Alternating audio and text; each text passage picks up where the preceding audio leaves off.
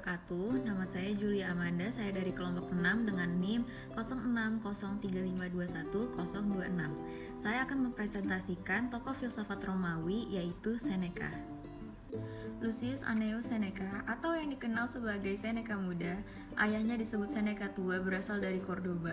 Seorang ahli retorika, ia juga membangun filsafat moral atau etika untuk menegakkan pemerintahan yang dituntun kehendak baik atau goodwill. Seneca juga termasuk dalam kaum Stoa. Stoikisme sebagian besar didasarkan pada karya tiga pemikir yang hidup di abad ke-1 dan ke-2 Masehi, mulai dari Seneca, Nero, Epictetus, dan Marcus Aurelius. Seneca mempunyai 4 pemikiran tentang hubungan filsafat dan psikologi.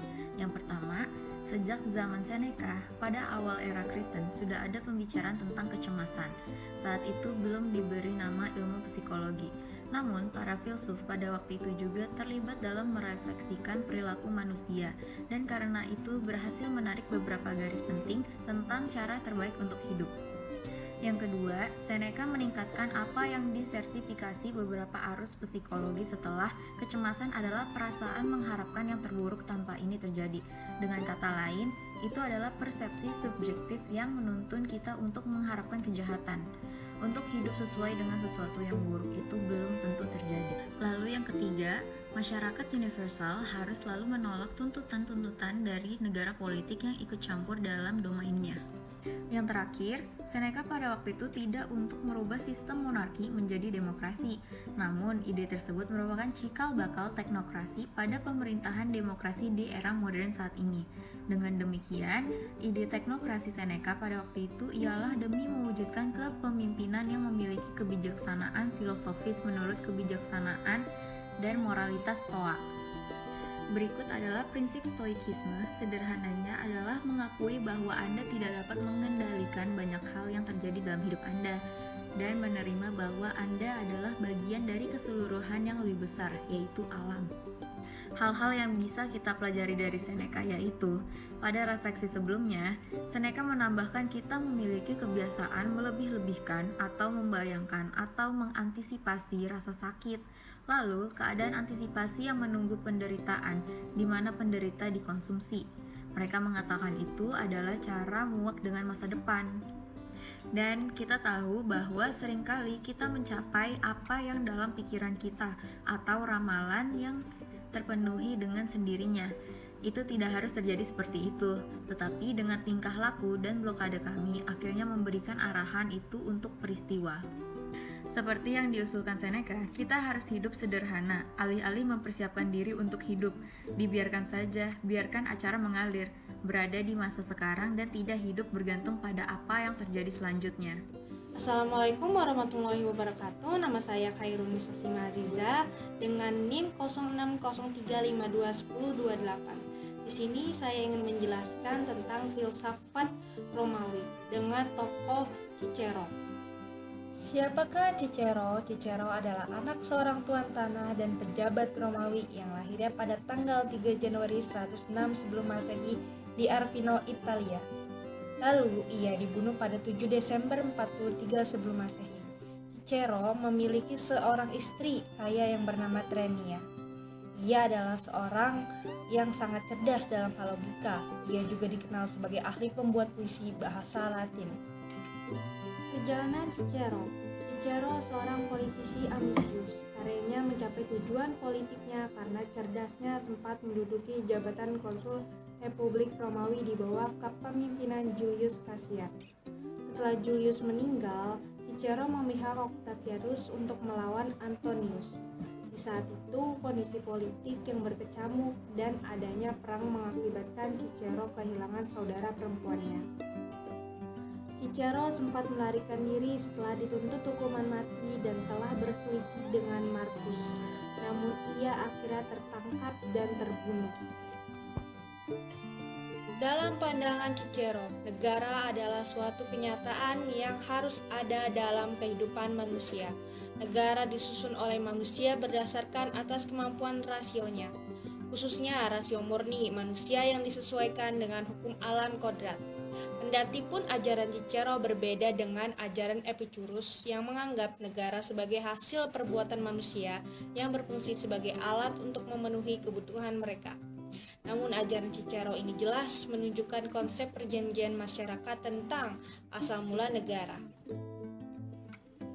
Karya Cicero dalam menceritakan kesedihannya, ia menuangkan dalam bentuk tulisan yang berjudul 1 De Academia, 2 De Fato, 3 De Fibinus, 4 De Amicitia, 5 De Officia.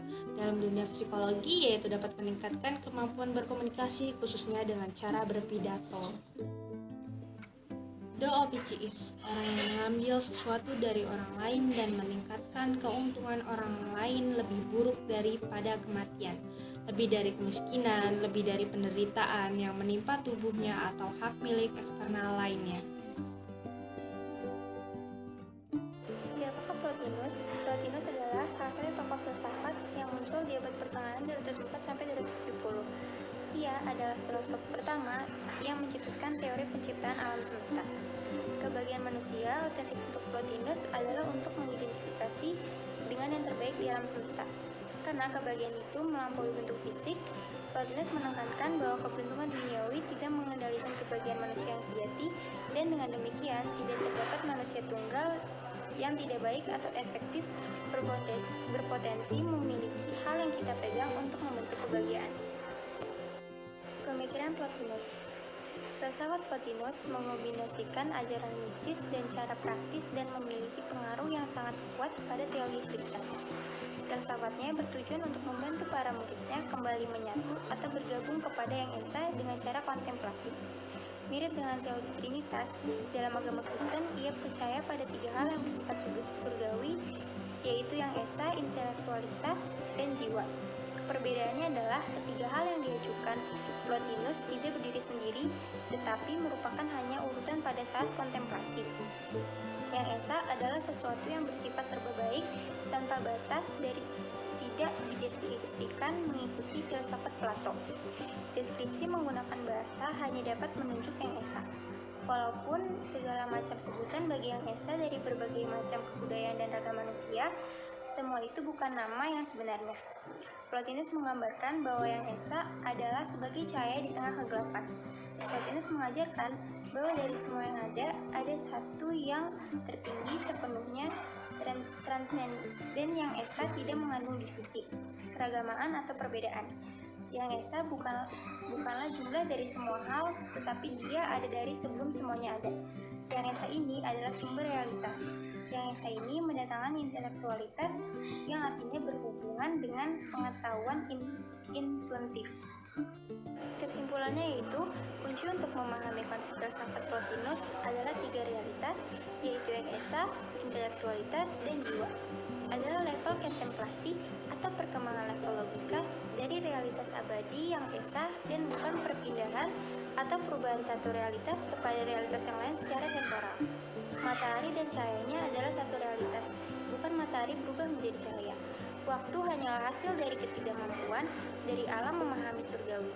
Plotinus juga mengimplementasikan filsafatnya secara praktis untuk mencapai penyatuan ekstasis dengan Yang Esa dan mencapai tahap ekstase. Properi, murid yang menulis karya-karya Plotinus, mencatat pernah 4 kali melihat gurunya mencapai kondisi ekstase. Zeno of Citium, seorang pendiri sekolah filsafat Stoik. Awalnya seorang pedagang Fenisia atau Siprus. Ia menjalani sebagian besar hidupnya di daratan Yunani setelah kapal karam melepas pantai Attika. Zeno lahir pada tahun 334 sebelum Masehi. Zeno datang dari Citium ke Athena sekitar tahun 312-311 sebelum Masehi untuk mempelajari filsafat di bawah Xenocrates, murid dan ponakan Plato. Perjalanan intelektual Zeno sangat terinspirasi oleh Socrates dalam hal etika dan keberanian, oleh peristiwa kematian sukarela Socrates yang ia anggap sebagai martir. Selain itu, Zeno sangat dipengaruhi oleh filsafat sinisisme atau sinik yang dikembangkan Krates dalam hal kemerdekaan manusia memilih cara hidup, bukan patuh pada aturan hukum, melainkan taat pada keteraturan alam, sebab hukum yang tertinggi adalah hukum yang diatur oleh Sang Ilahi. Kenangan dan kematian atas Zeno. Zeno mencetuskan Stoa sebagai tempat belajar yang menerima siapa saja sebagai warga, bahkan orang asing. Banyak juga orang Athena yang menjadi pendengarnya. Ketika ia meninggal, diperkirakan tahun 262 sebelum Masehi. Semenjak Zeno of Citium, anak Nasias telah menghabiskan bertahun-tahun hidupnya bergulat dengan filsafat, dan dalam segala hal ia jalani sebagai orang baik, khususnya dalam mendesakkan perilaku bajik dan bijak. Assalamualaikum warahmatullahi wabarakatuh. Nama saya Mahira Ismin Ramadhani, saya dari kelompok 6, NIM-nya 0603521029. Saya akan menjelaskan tentang salah satu tokoh filsuf Romawi, yaitu Epicurus atau Epikuros. Epicurus lahir di Samos dan mendapatkan pendidikan di Athena. Ia mendapat pengaruh dari ajaran Demokritos dan Aristopos. Epikuros menentang aliran Platonisme yang populer pada masanya, dan ia juga mendirikan sekolahnya sendiri yang dijuluki kebun di Athena.